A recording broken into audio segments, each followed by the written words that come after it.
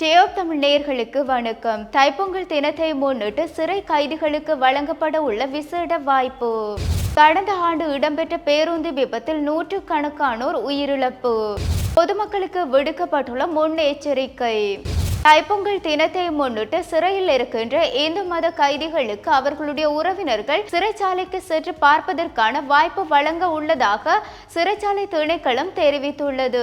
இந்த விசேட வாய்ப்பு குறித்து மேலும் தெரிவிக்கையில், சிறையில் இருக்கின்ற இந்து மத கைதிகள் தைப்பொங்கல் தினத்தை கொண்டாட முடியாத காரணமாகவே அவர்களுடைய வீட்டில் இருந்து ஒருவர் வருகை தந்து பார்க்க முடியும் மற்றும் மேலும் ஒருவருக்கு மாத்திரம் தேவையான உணவு பொதியோ அல்லது இனிப்பு பாண்டங்களோ கொண்டு வந்து கொடுத்து வழங்க முடியும் மற்றும் தெரிவிக்கப்பட்டுள்ளது. இந்த செயல் திட்டத்தினை சிறைச்சாலை ஆணையாளரும் ஊடக பேச்சாளருமான திசாநாயக்க தெரிவித்துள்ளார். மேலும் அவர் இந்த விடயம் குறித்து தெரியப்படுத்துகையில், சிறைச்சாலையில் இருக்கின்ற கட்டுப்பாடுகளின் அடிப்படையிலும் செயற்பாடுகளின் அடிப்படையிலும் தான் சிறைச்சாலைக்கு கைதிகளை பார்ப்பதற்காக உறவினர்கள் ஒருவர் வருகை தர முடியும் மற்றும் அதே சமயம் தகுந்த நடவடிக்கைகளின் அடிப்படையில் அவர்களை பார்த்துவிட்டு வீடு திரும்ப வேண்டும் என்றும் தெரிவிக்கப்பட்டுள்ளது. அது மட்டுமல்லாது, விசேட தினங்களை முன்னிட்டு சிறை கைதிகளுக்கு பொது மன்னிப்பு வழங்கப்பட்டு சிறையில் இருந்து விடுவிக்கப்படுகின்றமையும் குறிப்பிடத்தக்கது. ஆயினும் தைப்பொங்கல் தினத்தை முன்னிட்டு இந்து மத கைதிகளுக்கு மாத்திரம் இவ்வாறான ஒரு வாய்ப்பு வழங்கப்பட உள்ளதாக சிறைச்சாலை திணைக்களம் தெரிவித்துள்ளது.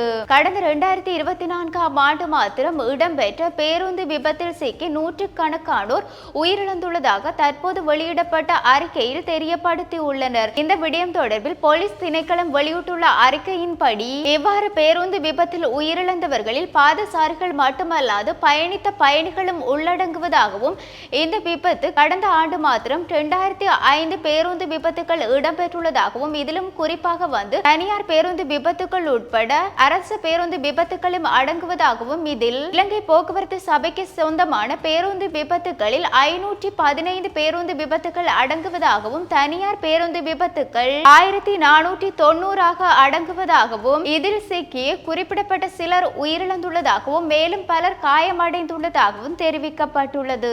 இலங்கை போக்குவரத்து சபை பேருந்து விபத்துகளில் உயிரிழந்தவர்கள் 50 பேராகவும், தனியார் பேருந்து விபத்தில் சிக்கி உயிரிழந்தவர்கள் 148 பேராகவும் இருப்பதாகவும் வெளியான அறிக்கையில் சுட்டிக்காட்டப்பட்டுள்ளது. கடந்த ஆண்டு மொத்தமாக 24,589 வாகன விபத்துகள் இடம்பெற்றுள்ளதாகவும், அதன் மூலம் உயிரிழந்தவர்களுடைய எண்ணிக்கை 2359 பேர் என்றும் தெரிவிக்கப்பட்டுள்ளது. அது மட்டுமல்லாது, கடந்த ஆண்டு அதிகளவு பேருந்து விபத்துகள் இடம்பெற்றுள்ளதிலும் அதிலும் குறிப்பாக தனியார் பேருந்து விபத்துக்கள் தான் அதிகமாக இடம்பெற்றதாகவும், எனினும் இவ்வாறான ஒரு விபத்துக்களை இந்த ஆண்டு குறைக்க வேண்டும் என்றும் போலீஸ் திணைக்களம் வெளியிட்டுள்ள அறிக்கையில் சுட்டிக்காட்டப்பட்டுள்ளது. அண்மை காலமாக தொடர்ச்சியாக அதிகமாக பேருந்து விபத்துக்கள் இடம்பெற்று வருகின்றது. இதற்கு முக்கிய காரணம் பேருந்து சாரதிகளுடைய கவன ஈனம் தான். அது மட்டுமல்லாது, அதிவேகத்தில் வாகனத்தை செலுத்துவது. ஆகவே நாங்கள் வாகனங்களை பொறுமையாகவும் நிதானமாகவும் வீதி சமிச்சைகளை பொருட்படுத்தி செயற்படுத்த வேண்டும் என்று இவ்வாறான வெளியான அறிக்கையில் அனைவரும் உணரக்கூடிய வகையிலும் அமைய பெற்றுள்ளது.